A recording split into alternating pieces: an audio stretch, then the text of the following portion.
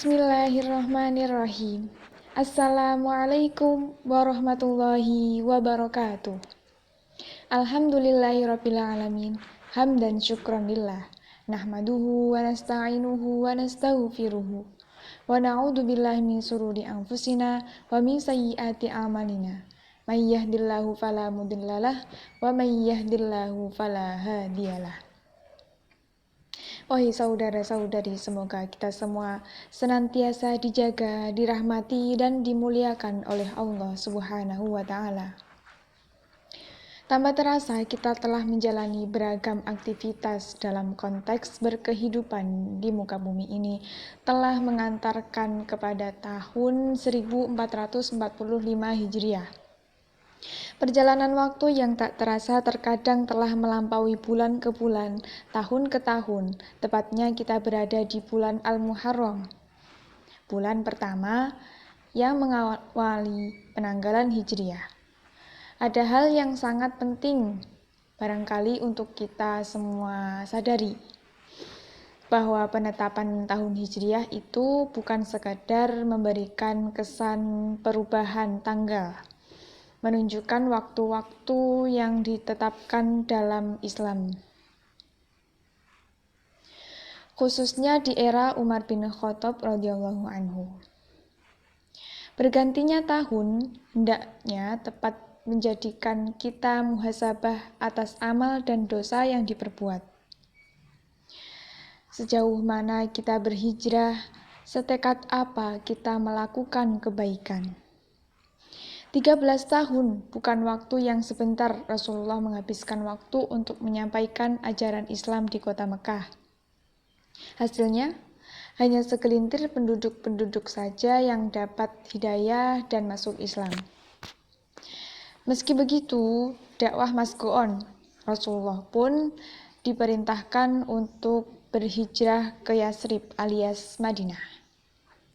Dengan ini, mempersiapkan tempat yang menjadi tujuan hijrah, Rasulullah SAW mengutus salah satu sahabatnya ke Yasrib. Dan pilihannya jatuh kepada seseorang pemuda yang kaya, berpenampilan rupawan, dan biasa dengan kenikmatan dunia. Ia adalah Mus'ab bin Umair, pemuda yang paling tampan dan kaya di kota Mekah. Kemudian, ketika Islam datang, ia jual dunianya dengan kekalnya kebahagiaan di akhirat. Rasulullah SAW bersabda, "Aku tidak pernah melihat seseorang pun di Mekah yang lebih rapi rambutnya, paling bagus pakaiannya, dan paling banyak diberi kenikmatan selain dari Mus'ab bin Umair." Hadis riwayat Hakim. Mus'ab bin Umair hidup di lingkungan jahiliyah, penyembah berhala, pencandu khamr, dan penggemar pesta dan nyanyian. Allah beri cahaya di hatinya. Dengan sendirinya, ia bertekad dan menguatkan hati untuk memeluk Islam. Ia mendatangi Nabi SAW di rumah Al-Arqam dan menyatakan keimanannya. Kemudian Mus'ab menyembunyikan keislamannya sebagaimana sahabat-sahabat yang lain untuk menghindari intimidasi kafir Quraisy. Suatu hari Utsmani bin Thalhah melihat Mus'ab bin Umair sedang beribadah kepada Allah Ta'ala. Maka ia pun melaporkan apa yang ia lihat kepada ibunda Mus'ab. Saat itulah periode sulit dalam kehidupan pemuda yang terbiasa dengan kenikmatan ini dimulai. Mengetahui putra kesayangannya meninggalkan agama nenek moyang, ibu Mus'ab kecewa bukan kepalang.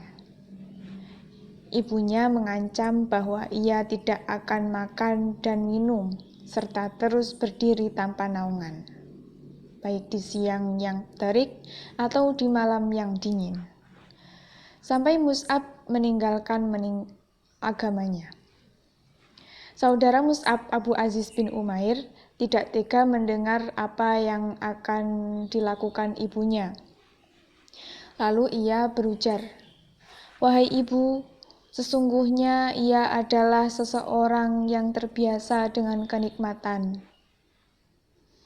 Kalau ia dibiarkan dalam keadaan yang lapar, pasti ia akan meninggalkan agamanya. Mus'ab pun ditangkap oleh keluarganya dan dikurung di tempat mereka. Hari demi hari, siksaan yang dialami Mus'ab kian bertambah. Tidak hanya diisolasi dari pergaulannya, Mus'ab pun juga mendapat siksaan secara fisik. Ibunya yang dulu sangat menyayanginya, kini tega melakukan penyiksaan terhadapnya. Warna kulitnya berubah karena luka-luka siksa yang menderanya. Tubuhnya yang dulu berisi mulai terlihat mengurus. Zubair bin Awam mengatakan, suatu ketika Rasulullah SAW sedang duduk dengan para sahabatnya di Masjid Quba. Lalu muncullah Mus'ab bin Umair dengan kain burdah atau jenis kain yang kasar yang tidak menutupi tubuhnya seutuhnya. Orang-orang pun menunduk. Sa'ad bin Abi Waqqas radhiyallahu anhu berkata, dahulu saat bersama orang tuanya, Mus'ab bin Umair adalah pemuda Mekah yang paling harum. Ketika ia mengalami apa yang kami alami atau intimidasi, keadaannya pun berubah. Kulihat kulitnya pecah-pecah mengelupas, dan ia merasa tertatih-tatih karena hal itu sampai-sampai ia tidak mampu berjalan. Kami ulurkan busur-busur kami lalu kami papah dia. Dari sumber Syiar Salafus Shalih oleh Ismail Muhammad Asbahani, halaman 669. Mus'ab bin Umair juga seorang mujahid yang tulen. Ia syahid pada perang Uhud. Mus'ab bin Umair adalah pemegang bendera Islam di peperangan. Pada perang Uhud, ia mendapat tugas serupa. Muhammad bin Syarahbil mengisahkan akhir hayat sahabat yang mulia ini. Ia berkata, Mus'ab bin Umair radhiyallahu anhu membawa bendera perang di medan Uhud. Lalu datang penunggang kuda dari pasukan musyrik yang bernama Ibnu Umayyah al-Laisi yang mengira bahwa Mus'ab itu adalah Rasulullah SAW.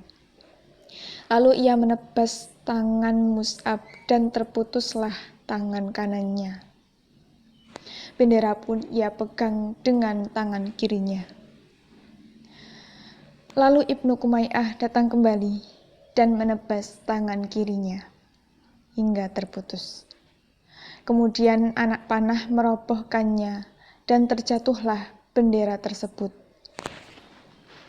Setelah Mus'ab gugur, Rasulullah menyerahkan bendera pasukan kepada Ali bin Abi Thalib. Ibnu Ishaq, halaman 329. Setelah perang usai, Rasulullah memeriksa sahabat-sahabatnya yang gugur. Abu Hurairah mengisahkan, setelah perang Uhud usai, Rasulullah SAW mencari sahabat-sahabatnya yang gugur saat melihat jasad Mus'ab yang syahid dengan keadaan yang menyedihkan. Beliau berhenti, lalu mendoakan kebaikan untuknya. Tak sehelai pun kain yang kafan menutupi jasadnya, kecuali sehelai burdah. Adanya ditaruh di atas kepalanya, terbukalah kedua kakinya. Sebaliknya bila ditutupkan ke kakinya, terbukalah kepalanya. Sehingga Rasulullah bersabda, tutupkanlah kebagian kepalanya, dan kakinya tutupilah dengan rumput idkir. Masya Allah, keluh rasanya menggambarkan mulianya Mus'ab bin Umair. Kalau melihat remaja sekarang yang manjanya nggak ketulungan, apa iya bisa kayak Mus'ab bin Umair? Jawabnya pasti bisa. Asalkan kamu jadikan Islam sebagai landasan, bangga dengan Islam, bangga dengan menyebarkan pemikiran Islam, istiqomah, dan yakin akan pertolongan Allah Subhanahu wa Ta'ala. Sekian yang dapat saya sampaikan. Wassalamualaikum warahmatullahi wabarakatuh.